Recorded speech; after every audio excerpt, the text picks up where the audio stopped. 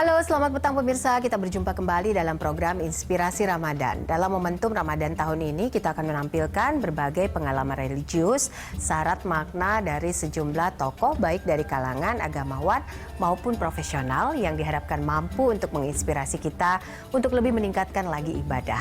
Hari ini spesial karena kita akan menggali inspirasi dari salah satu tokoh yang sudah bergabung bersama kami.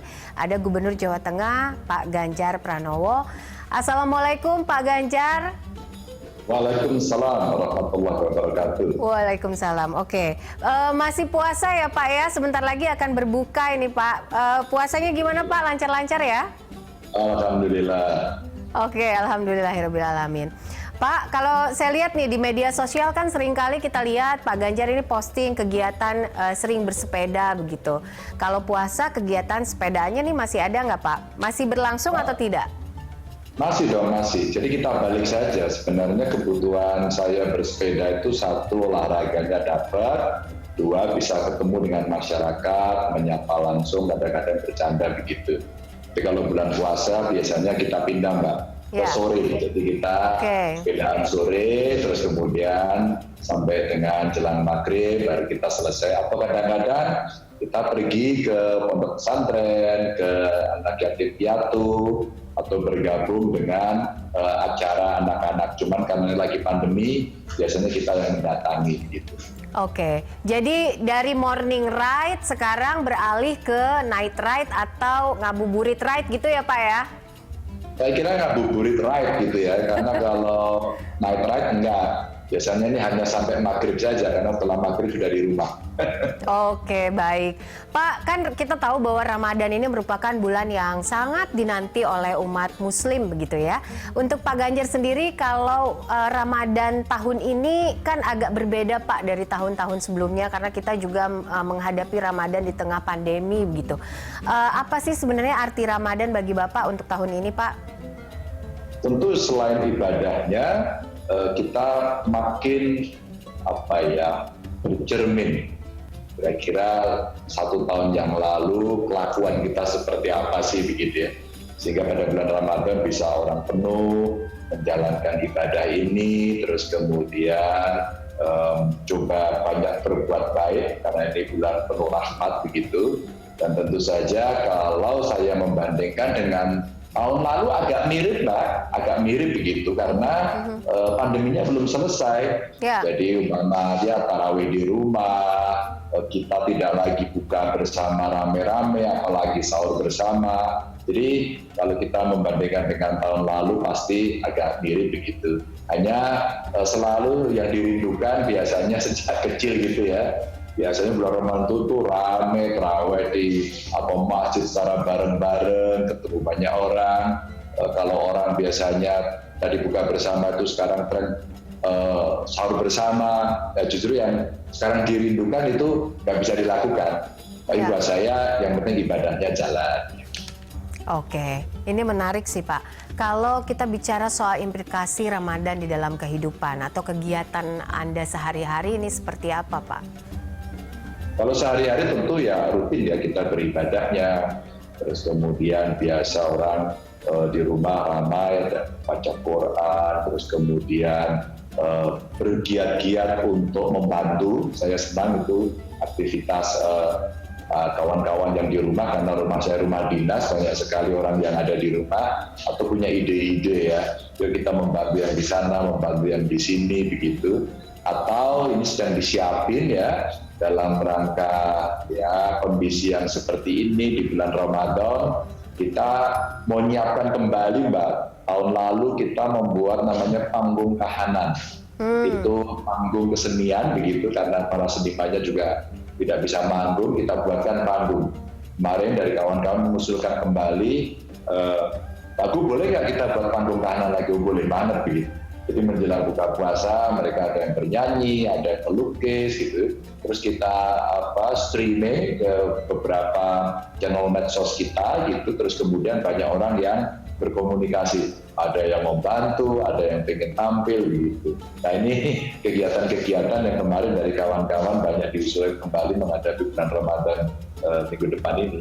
Oke, menarik sih karena juga dilakukan di ruang terbuka ya Pak ya, jadi juga bisa terbebas dari COVID-19. Kami nanti akan melanjutkan perbincangan bersama Pak Ganjar. Pemirsa tetaplah bersama kami dalam Inspirasi Ramadan.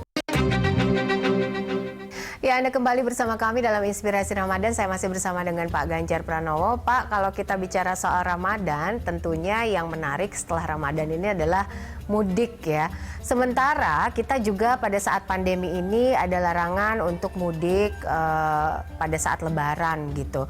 Nah, ini adalah tantangan tentunya untuk pemerintah daerah di seluruh Indonesia, begitu, tidak hanya Jawa Tengah.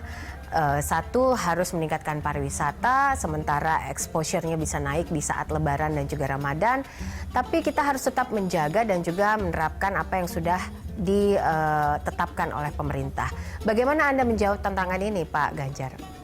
Iya, kita tidak boleh bermain bersama, dalam arti ya ekonomi mesti jalan, terus kemudian pandemi dikendalikan, protokol kesehatan diperketat, nggak mungkin. Artinya ya mungkin adalah gradual. Kalau gradual maka bisa kita lakukan umpama tempat pariwisata sampai ini dibuka kok, tapi terbatas, tapi diawasi dan dikontrol betul oleh pengelola. Kalau nggak kita tutup. Jadi nanti menjelang Lebaran pun itu pasti juga akan kita kontrol dan prioritas kita pasti pada wisatawan domestik. Karena apa? Karena mudiknya dilarang. Dan Pak Menteri Perhubungan dengan kita di Jawa Tengah nanti di awal Ramadan ini kita akan menyiapkan rencana pelaksanaan kira-kira seperti apa, ya. Dengan kepolisian dan Forkompimda kemarin kami sudah mendapatkan paparan pintu-pintu mana yang nanti akan ditutup. Dan kemudian mereka yang akan masuk pasti akan disuruh pulang. Maka kita memohon dukungan masyarakat agar nggak usah mudik deh. Maka kemarin, loh Pak Ganjar, siapa yang ketemu orang tua saya? Ya sekarang saja, jangan nanti. Sekarang Anda boleh, kan sekarang Anda masih bisa bepergian, sekarang saja. Yang penting pastikan Anda sehat, gitu ya, sehingga tidak pulang membawa oleh-oleh, membawa rindu, pulangnya itu ya bawa oleh-oleh dan rindu gitu. Jangan membawa penyakit gitu ya. Kasihan yang di rumah kan, yang di kampung. Nah, ini coba kita siapkan sosialisasinya. Jadi kita menyiapkan itu, Mbak, termasuk kita menjaga tempat-tempat yang punya potensi keramaian untuk kita siapkan SOP-nya, kita lakukan kontrol yang ketat. Oke, Pak, ini kan kalau soal mudik tentu saja kan khususnya Jakarta lah ya, rata-rata kebanyakan adalah berasal dari daerah Jawa. Mereka pasti ingin pulang ke Jawa atau ke kampung halamannya pada saat Lebaran gitu. Kalau pengawasannya sendiri seperti apa, Pak, di pintu-pintu khusus untuk masuk ke Jawa Tengah sendiri? Pengalaman tahun lalu kita membuat barrier gitu di pintu masuk, kayak di tol, di perbatasan begitu ya. Tapi ya bobol juga sih, dalam arti ada juga yang menerobos pakai jalur-jalur, apa sih istilahnya, jalur tikus, jalur kucing, atau jalur jangkrik, apapun lah. Yang penting mereka bisa sampai. Nah, Bupati Wali Kota menyiapkan untuk berada pada titik-titik yang kita prediksi akan menjadi tempat penurunan penumpang. Nah, disitulah kemudian dijemput dengan seluruh kekuatan tenaga pelayan masyarakat yang ada, terus dibawa ke isolasi mandiri begitu. Dikasih penjelasan terus dibawa ke isolasi mandiri. Nah, hari ini vaksin sudah mulai dilaksanakan, peralatan tes juga mulai banyak. Bukan tidak mungkin kita akan melakukan testing secara random begitu, sehingga kita bisa melakukan kontrol, tapi isolasi kita siapkan, rumah sakit kita siapkan, seandainya kemudian terjadi situasi yang mungkin masyarakat banyak yang nekat. Maka pada kesempatan yang bagus ini saya mohon betul agar masyarakat tidak mudik. Kan nggak lama juga kan, cuma sebentar saja kok, nanti kan liburnya juga nggak akan panjang kan, cuma dipotongin liburnya. Dan ketentuan dari Pak Menteri Perhubungan sudah keluar, dari Satgas sudah keluar, sehingga yang boleh lewat adalah kendaraan-kendaraan tertentu. Pertama, satu untuk logistik, memang kedua mungkin karena sakit atau kebutuhan keluarga, itu pun harus dengan surat keterangan dari lurah, dari kades, dan itulah yang kita pakai sebagai alat-alat kontrol untuk mengendalikan nanti. Oke. Satu lagi mungkin Pak, tantangan bagi seluruh kepala daerah termasuk apalagi Pak Ganjar lah, Jawa Tengah ini kan besar sekali gitu jumlah penduduknya. Bagaimana memvokasi teman-teman yang ada di Jawa Tengah untuk tidak mudik begitu? Karena kan biasanya orang Jawa ini kental sekali dengan filosofi begitu ya untuk kembali kepada keluarga dan pada saat momentum Lebaran ini. Iya Mbak, Jawa Tengah itu destinasi mudik tertinggi begitu. Jadi kalau normal-normal bisa loh Mbak sampai 6 juta gitu mudik. Terbayangkan nggak maka jalannya macet. Ya, Pak Jokowi udah buat tol lah, lancar. Jadi orang kepingin kan ya. Jadi pengalaman-pengalaman tahun-tahun sebelum COVID itu wah kita memang sibuk sekali. Tapi tahun kemarin tentu agak sedikit mereda, cuman kita sibuknya itu ngatur di tingkat perbatasan, baik di Jawa Timur, dengan Jogja, dengan Jabar. Maka kerjasama dengan DKI dan Jabar menjadi penting buat kita. Kalau yang dari Jakarta ke Jabar sudah barriernya rapat, sudah bagus gitu, kami diuntungkan. Maka kami coba bantu Kang Ridwan Kamil umpama nge-surveillance di Jogja maupun Mbak Kofifa di Jawa Timur begitu, kita bantu untuk kita berikan dukungan di sana. Atau kita juga minta teman-teman kita di perantauan, mobil khusus yang paling banyak di Jakarta, itu ada komunitas-komunitas masyarakat Jawa Tengah yang ada di sana. Paguyubannya banyak. Nah, kawan-kawan itulah yang membantu untuk mensosialisasikan dan sesekali mereka membuat aksi-aksi untuk membuat posko, menolong mereka yang tidak mudik begitu sehingga mereka akan bisa mendapatkan suasana yang menyenangkan. Tetap mereka tinggal di tempat masing-masing dan mereka saling bertemu secara terbatas. Jadi kami komunikasi dengan kelompok-kelompok masyarakat, paguyuban untuk membantu sosialisasi. Oke, baik. Nanti kita akan lanjutkan lagi dialog kita bersama Pak Ganjar dalam Inspirasi Ramadan. Pemirsa, tetaplah bersama kami. Ya, Anda kembali bersama kami dalam Inspirasi Ramadan. Saya masih melanjutkan perbincangan bersama Pak Ganjar Pranowo. Pak Ganjar, apa kabar dengan angka data COVID-19 saat ini di Jawa Tengah, terutama di saat Ramadan ini dan menjelang mudik Lebaran? Alhamdulillah posisinya makin hari makin menurun begitu. Tapi saya mulai mendapatkan peringatan-peringatan Mbak dari masyarakat umpama karena pada merasa kepedean mungkin sudah divaksin, maka barangkali masyarakat sudah merasa ini udah aman nih, vaksin sudah datang. Operasi justisi kita lakukan terus, tapi ya beberapa kebijakan akhirnya dibuka. Mungkin karena ada tekanan-tekanan kan, pasar pengen dibuka, seniman pengen tampil, wisatawan, warung-warung. Nah, sekarang suasananya sudah mulai ramai begitu. Nah, menurut saya ini bahaya, ini tantangan yang tadi kita sampaikan. Meskipun kondisi sudah mulai membaik, tapi kondisi baru yang muncul karena mungkin merasa yang seolah sudah selesai bahaya. Nah, peringatan atau sinyal yang masuk ke saya adalah muncul klaster-klaster baru beberapa waktu lalu. Ada yang di sekolah atau pondok pesantren, terus kemudian ada yang piknik, ada yang lagi takziah, mungkin saat itu protokol kesehatannya tidak ketat. Nah, yang begini-begini sekarang kita dorong untuk kita edukasi kembali. Jadi kalau kemarin sosialisasinya mulai turun, terus kemudian ya kita naikkan lagi. Kita ajak tokoh-tokoh agama, tokoh masyarakat untuk menyampaikan itu. Kalau hasil secara keseluruhan bagus, yang rasio tempat tidur di rumah sakit juga turun begitu ya. Relatif masyarakat kalau kita lihat di jalan pakai masker gitu ya. Jadi ada adaptasi kebiasaannya yang mulai berjalan. Namun kalau kita melihat dari sisi disiplinnya sih turun Mbak. Maka ini menjadi alert buat kita agar kita juga bisa tidak gegabah ya untuk cepat-cepat bebas begitu, dan kontrolnya kita lakukan terus. Oke. Vaksinasi seperti apa Pak di sana? Apakah saat ini masih berlangsung untuk vaksinasi di seluruh warga Jawa Tengah dan apakah ada kendala?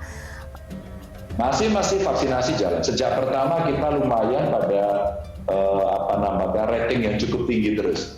Karena masyarakat juga cukup antusias, apalagi setelah mulai pertama kali Pak Presiden divaksin, hari berikutnya kami dari Gubernur dan seluruh Forkompimda divaksin, terus kemudian mulai banyak orang-orang aparatur pelayan publik ini divaksin, mulai ramai kan, masuk ke lansia, masuk ke pasar, dan mulai pada saat divaksin ternyata itu mempengaruhi kondisi psikologis, sehingga teman-teman yang lain dari komunitas-komunitas mereka atau kelompoknya itu mengatakan, saya kapan ya divaksin. Nah, begitu itu mulai kencang, bantuan dari mana-mana muncul, mulai vaksinnya agak terganggu. Ini yang kita komunikasi intens sama kementerian, lebih khusus Pak Menkes begitu ya, dan kita dikasih cerita bagaimana kondisi India hari ini.